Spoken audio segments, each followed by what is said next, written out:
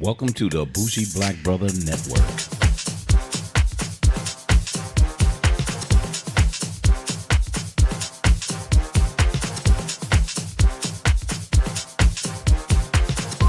Good evening and welcome to Fade to Black Cinema. I'm Michael, your Bougie Black Brother, and I'm here with my co-host Alicia. Hello.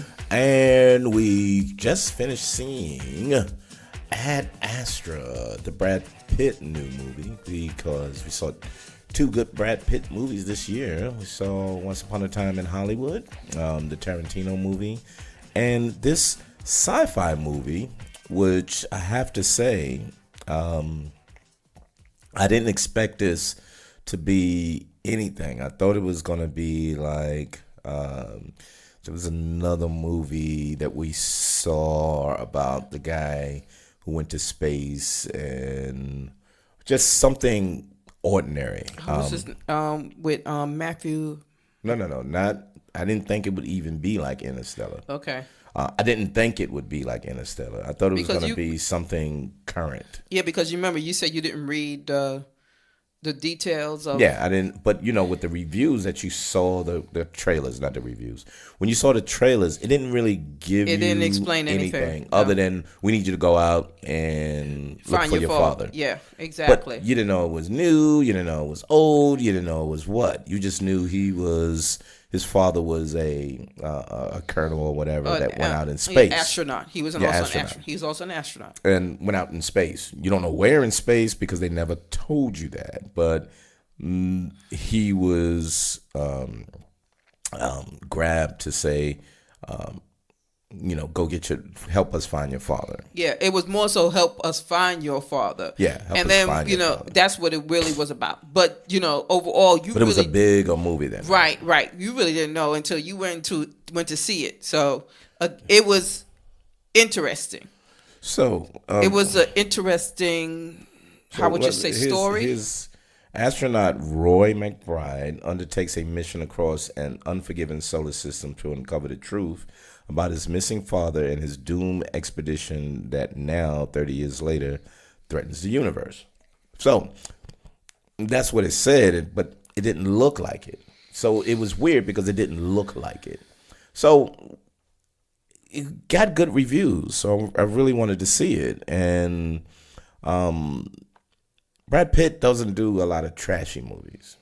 No, he's smart enough now to say, if I'm going to be... he picks what he wants. Yeah, he picks what he wants, and it's usually pretty quality. So I'm going to give you the picture that we got, that we saw that this was going to be really, really interesting. So at the beginning of the movie, Brad Pitt is on some space station. Mm-hmm. We didn't even know he's in a space station until he walked out, and it was like a space station hovering over the Earth. And they go out there and they was doing repairs. And then all of a sudden you look about and it's so vast and you see multiple astronauts working on this space station or antenna or whatever like that. But all of a sudden it was like a blast that just start ripping the place apart. And people start falling. And I was like, whoa, what's going on? And then Brad Pitt, he falls. And I was kind of like, oh, this must be like the end of the movie. But he falls and falls. And I was like, how in the hell? And once he gets into the atmosphere, he opened up a fucking parachute. Yeah. And I was like, what the hell?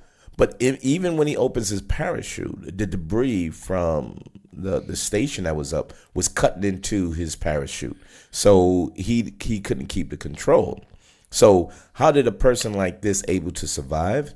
Well, there's a portion that they show that Brad Pitt controls his breathing. He controls his heart rate and everything never gets to a certain point.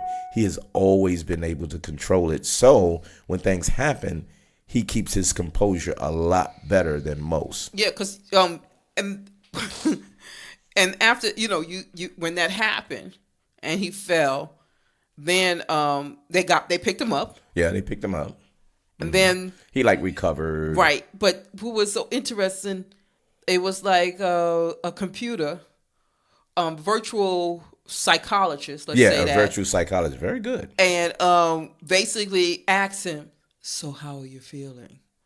And then he talked to him so calmly. Mm-hmm. And at first you was like, okay, What is this all about? yeah, right? yeah. He's like, okay, what is this all about? And he's like, okay, you pass, or whatever it was that. So what he had to do, they had to see if he was fit. So if he told how he felt, he's talking about what's going on. It asks little questions. They checking his heart rate because he put a little thing on his neck. So as he talked, Yeah, it's like it, right. it gauged his heart rate, his everything that was going on in his body, and they was like, well, good, you're fit to fly, or you fit to go back. Yeah, because it almost felt like a what was she called, a lie detector. Yes, to a certain extent. Yeah, but it's just putting it on your neck, and it detect all but it was your his health. emotions, Yeah. your feelings, your stress, and everything. Mostly stress. Yeah. So if you're stressed, your heart rate will go up, and then it was like you need to calm down and blah blah blah. So it was very interesting because every time he gets into a situation, or even if he didn't, he had to do this. Yeah. Virtual psychologist. It's a health test. It was a health check, not a health test. Health check. They wanted to see if you're mentally or physically healthy to continue on. You know what I mean? You had to be able to continue on and be healthy so you can be an astronaut. So that was fine. And we was kind of like, okay, that was weird.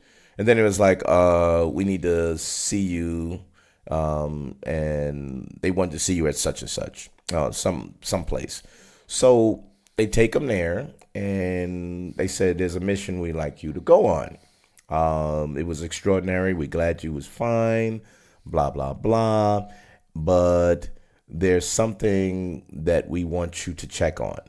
And they said these, I don't remember really what they were, sonic booms or plasma, what you call it, was coming and hitting the earth, and it was destroying the earth. Portions of the earth, and it was coming from deep space, and they wanted to find out the origin of it.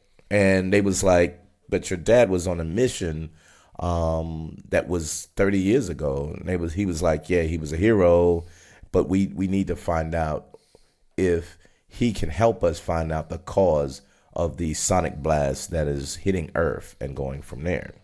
So go ahead. Now, what they wasn't telling him was the truth. Yeah, they wasn't telling him the truth. But anyway, that portion got you into, oh, this is why. So as these blasts are hitting Earth, maybe if he's still, because they say, I think he's still alive, right? And he was like, no, my dad is dead. And it was like, no, we need some validation, right? Yep. So then the story takes a different turn. So now they want him on a secret mission to go to Neptune, right? Right, Neptune. Very good. So because his father went to the furthest reaches of the universe, and he would supposedly be in Neptune. So they said they don't want anybody to really know, so we're going to piggyback you on a flight from the moon to Mars, then from there. Yeah. I don't know if they told him, they never told him where his father was.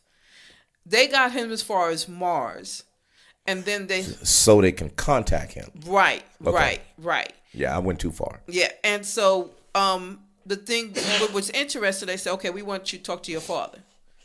To see if we can contact him. Right, and so they gave him a script. So anyway, before he left, he had to go to the moon to hook up on a private spaceship to go to Mars, because they didn't want anybody to know what was his actual what his mission was. So he takes a flight to the moon, and now we see the reality or the future. I think they said 10 to 20 years from now, something like that. They said it at the beginning, but they're flying to the moon like first class. Yep. And this guy said, hey, Brad Pitt said, I like to have a sleep such and such. And they was like, okay, that'll be $120. And he gave him his hand or something, and they scanned it. So they scanned it, and he took a sleep pack, and they get there. And as soon as they get there, or before you get there, you see like a moon colony before they land. And when they land, you see that the moon has been commercialized. And you're like, whoa, we saw like Subway and stuff like that. Yeah. And it's like big time commercialized the moon. And they said, well, we're going to have to go to the dark side of the moon because that's where our private flight is. But you're going to have a military escort because there's pirates that's on the moon that when people traveling, they steal the resources and whatever like that. So you're hearing this and you're just kind of like, this is freaking weird. Yep. You know what I mean? Yep. So they travel out. And when they travel out, they got a convoy. And just so happened, the damn pirates come and chase them down and shoot them and try to get to them. And, half not half, more than half of the escort was killed. And they chasing them down. And one of the most remarkable shots in the whole movie was as they chased him down, he went off a cliff. And when it went off the cliff, there was a portion of the moon that was completely dark. Yeah. So it almost looked like he was falling off the side of the moon. But if you remember, they said they're going to the dark side of the moon. Yeah, yeah. So what he did, he landed, but he landed on the edge of the dark side of the moon. And then once they hit there, they was able to get to the spaceship. So I wanted to go back because there's a whole lot of things that was going on in this movie that you really didn't expect. And it was just adding to it. And you was kind of like, wow, this is really interesting. And then when it got to the dark side of the moon, then they turned around and there was a spaceship with a couple of people that was going to Mars. But remember, what's his name? Donald Sutherland was supposed to escort him there. Right, and then he got sick. Yeah, he got sick, had a heart attack or whatever like that. The people that they wasn't part of the military. They were like contractors. Yeah, they was contractors. Mm-hmm. But you didn't know what their purpose was. Right. Which was like really crazy too. Yeah. Because once again, like Alicia said, they told him one thing, but they had alternative motives. And Donald Sutherland says, be careful. There's some other things that you need to know. So they go and they start flying out. And he's on the flight to Mars. And when they get to Mars... No, they don't get to Mars now. Before they get to Mars. What happened before they get to Mars? Oh, before they get to Mars, this is crazy as hell too. So before they get to Mars, they hear a distress signal. And the distress signal was the ship that was out there. And Brad Pitt was like, look, man, don't go over there. We got a mission to get to. No, it's part of our job. He was like, look, I don't recommend, we don't go there. And he was like, no, that's our job. So the one guy who's the captain of the ship, because he was a major, Brad was a major, he said, well, I'll go over there. And the other guy, the co-pilot, you come with me. And he was like, if you want me to, and then Brad Pitt was like, yo, look, I'll go with you. So they get over there and they don't hear anything. And then they split up. Brad Pitt go one way, he go another way. And he comes back and all he hears is a sound like, and he sees the guy and he calls out the guy's name. And then he's not moving, but he's like shaking slowly. And then when he calls him out, he looks up and there's a fucking ape eating this dude.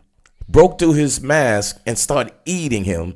And he tries to attack Brad Pitt. And Brad Pitt shoots them. He grabs the body, yada, yada, yada.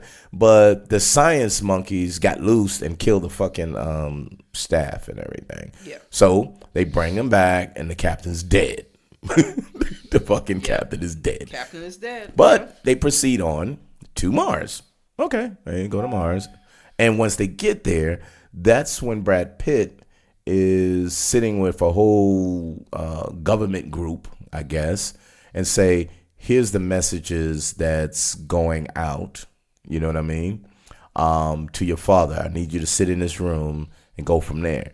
And the difference of Mars was basically an underground colony that was like military weird. base. But it was weird, though, because it was how would you say? It wasn't friendly.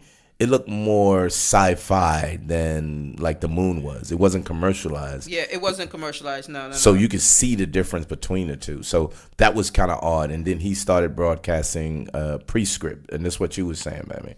The pre-script was, this is what you say to your dad. But as soon as he broke script because they wasn't getting an answer, they was like, nope, you can't, you breached the contract, so we're done with.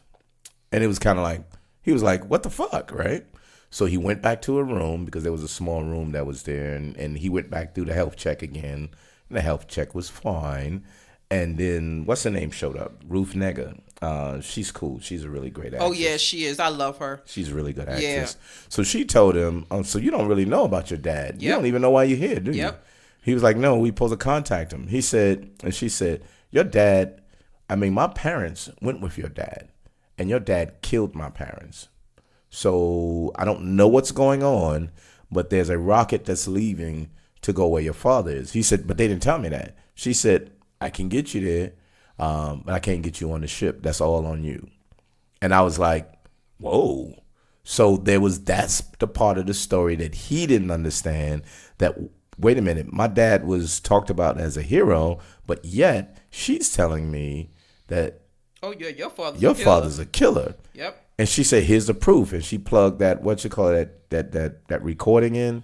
And he admitted it. He was kind of like, hey, look, you're trying to find life. And these people didn't agree with me. So I had to do what I had to do. And he killed everybody. And he stayed on the ship on his own. So they're moving on. And the rocket is getting ready to take off. And his ass climbs in the fucking rocket. While it's taking off. Yep, while it's taking off. So at that point, he gets in the ship, and they was like, hey, one of the doors are open. Go check.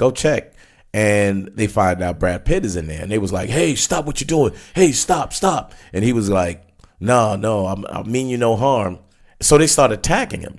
And the first thing that happens is the woman jumps at him, and the rocket takes off, and she slams her head into the goddamn wall and smashes her head. Dead. She's fucking dead. Her head. Yep. That was it. And then the other guy, he attacks him, and I don't know how he killed him, but then the pilot gets up and shoots at them and shoots some kind of gas. And when he shot the gas, he dies because he breathed the shit in. And I was like, you dumb fuck.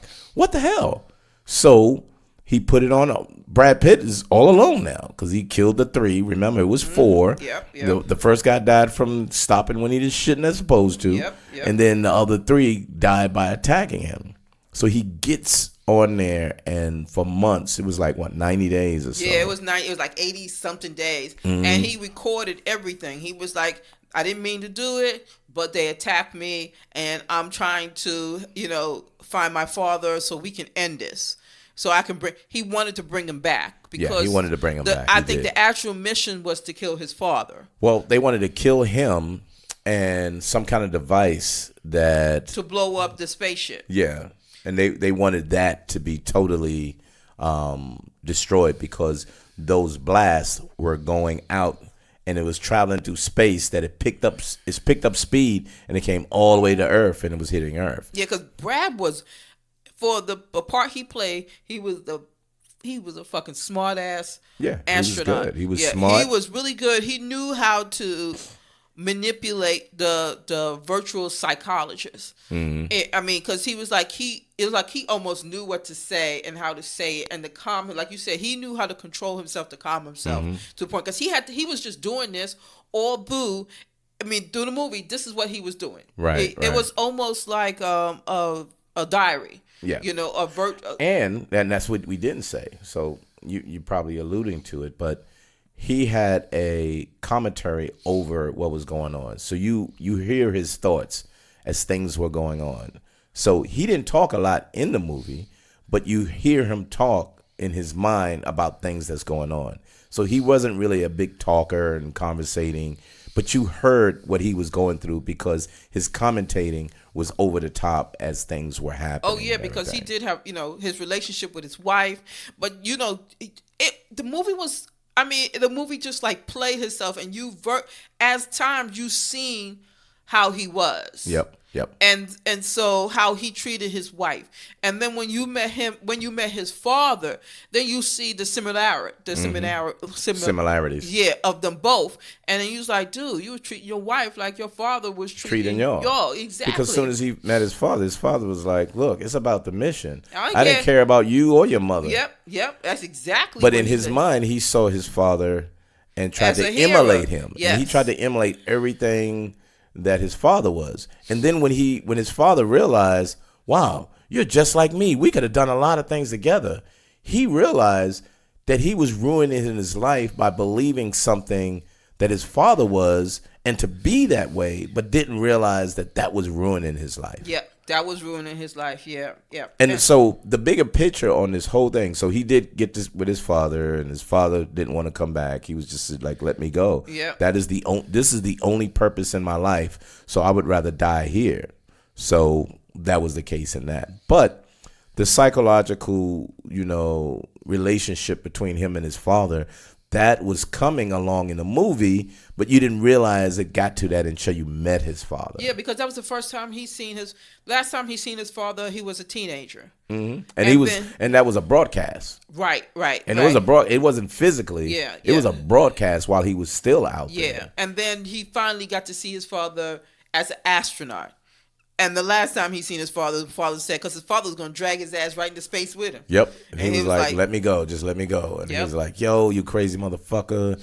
But then also, we missed this part. The people on the flight had a bomb on there. So the bomb would destroy that project that was shooting these plasma or sonic booms all the way to the earth. So they had to destroy that so that shit wouldn't keep shooting back. So where he had to go? He had to go to Neptune. Yeah, Neptune. Which was so crazy. Oh, this is the part that was so crazy. So, I believe the ship didn't make it through the Neptune rocks because it destroyed it. Remember the little small spaceship. What's the small spaceship? Remember when Brad Pitt had to come out? He had the little ship from the big ship, and he came out and he had to go through the ring. Yeah, the ring, and it destroyed the ship. No, it didn't. So he got through, and it couldn't connect because the lock was broken. Okay. So he let it fly away. Right. Because he didn't have no choice. It couldn't lock onto the ship, so he had no ship to get back to, but he was going to find a way to get through the rocks to get back to the ship, which was on the other side of the ring. Right. Because, me and Alicia was like, damn, there's rings around goddamn Neptune. I didn't know that. I just thought it was Saturn. But I looked it up too. Oh, and here's one other thing that was like really amazing. When you see the cinematography on it, it was amazing. It felt like you was and it felt like you was out there with him. Yep. It felt so real. So this guy, Hoyt van Hoytema, he was a cinematographer for Dunkirk and Interstellar. So you can see the fact that, oh, okay, now I see that same thing. And, he's going to be on, what's his name, new one, Christopher Nolan's new one, Tenet, in 2020. So he's doing the cinematography for that too. And, once you work with Christopher Nolan, he has a vision of how he wants to see things. And this guy's amazing. And because it looks so real. Everything in this whole movie looks so natural. It looks like, I'll go to the moon next week. You know what I mean? So the one thing that really freaked me out was when he took the door off of the ship. So he took the panel. Yeah, the panel off the ship. It looked like a door. Panels. Yeah. So it's the door that keeps the solar panels in so it won't get damaged. Right. So it pulls the solar, but the panel on the top is like a door. So it'll look like a panel. Man, but he used the panel to get through. The freaking rocks. Rings. Just to get to the other side. And he almost passed the ship because he was going so fast through there that he had to hang on to it before he got on the ship. And he said he'll get back home because once the blast hits, it'll push him forward so he wouldn't have to be using so much so fuel. much fuel. Yeah, and it did. I mean, he was he was so smart at what he did. How he strategically planned. You know, his mind it was like this. It was just moving. Okay, I gotta do this. I gotta do this. You know, and so it was amazing. It was truly amazing. You know, and because I didn't think he was gonna make it. Yeah, I thought he would die out there with his father. Yeah, yeah. But I mean, was it realistic? Like, oh yeah, that can happen. Maybe, maybe not. But it was done in a way that you accepted it. Put it that way. But so it gave the intelligent portion reminded me of The Martian, and then the picture and the science reminded me of Interstellar. So between those two, they had even an emotional father son story that that blended in with everything, and it was a very, very good movie. It was so different. It wasn't, graphically exciting and space and shooting, and it wasn't a lot of that. It was exciting in portions, but the movie really wanted you to get the story of what happens in a relationship when you think something is a certain way, and then when you're trying to accomplish something and the lies and deception people do to get what they want. And Ad Astra is Latin for to the stars. I was kind of like, what the hell is Ad Astra? What the hell is that all about? Because they never said it. But it's Latin for to the stars. But overall, I thought this was a really good movie. I think it's good enough to be nominated. It had a dreary effect like the the Blade Runner, the new Blade 2049. It had a darkness of it, kind of like that, and futuristic effect. But it was really very interesting.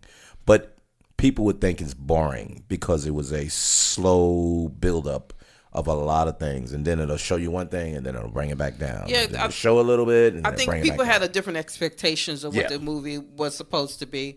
But the thing is that we came in there not knowing what it was all about in the first place, and just adapting and adjusting to the story because we're a big Brad Pitt fan anyway. So yep. So we try to see whatever he does, and it just worked out. It just worked out really well. But so being I liked it, so I'm gonna give it an 8 again. I'm gonna give this one an 8 because I want to see it, because the level of detail in this movie is things that you probably missed, and then when you see it again, you'll be like, "Oh, look at that!" Because there's a story in there about the commercialization of territory that's being taken over, which is the moon, and then they want to colonize that, and they wanted to colonize Mars, and they wanted to continue on and continue this colonization of all types of stuff. And then it was the emotional side of that, and then the constant destruction of Earth by what our intentions is outside of Earth. And it was just so many different stories, and I want to see it again to kind of connect some things that I may not see. So I really thought that was a good point from that. But what did you think? I gave it a 7.5. Oh, that ain't bad. Yeah. That ain't bad. I mean, there was some slow spots. It was. And I hate when it does that because I get kind of sleepy. But So I hate that. Normally when that makes me happen, I'll be like, okay, I can't give it the rating that I was wanting to give it. But overall, I love the special effects. I love the visual. I love the visuals. It was amazing. Yep. It was. I can't get enough of it. I'm still seeing it now of how beautifully it was done. Like you said, there was a light side moon, dark side moon. Then you had Mars. Then you had the moon. Yeah, you had the moon. Then you had Neptune. I mean, it was almost like it's like the moon, Mars, and then Neptune. It was just that level, and it tell you how many days it took for him to get from the Earth to the moon, and then from the moon to Mars. Yeah, the moons to Mars, and then from Mars to Neptune. I mean, it was just amazing how the level of detail that was there, and you didn't get lost. It wasn't confusing. It just went long. Right. That was the only difference. Right. There's portions that just went long. Right. Exactly. But yeah, it's just very, very good movie. It should be considered Oscar wise, because I just really think this was something that will hit you emotionally if you wasn't looking for a big sci-fi movie. But if you're looking for a big sci-fi movie, this is not a big sci-fi movie. So kind of be careful with that as well. Yeah, so, it's not a Star Trek. It's not a Star Trek. It's not one of these. And I think that's what a lot of people was hoping for, something that was like action and fighting and gun shooting and you know. Yeah. So just like they didn't like Gravity, this had a similar concept, being out in space, but on a different level because it was space travel. It just wasn't right there on outside of Earth. This went further of what the space exploration is. So that's what we got.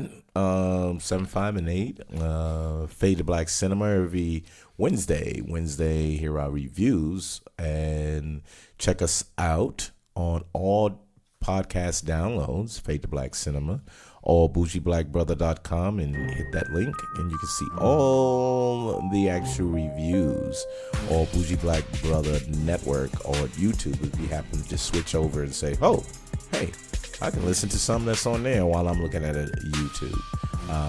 But it's just the actual audio as opposed to seeing us sit there and going from there. But outside of that, we thank you so much, and we'll see you next week on Fade to Black Cinema.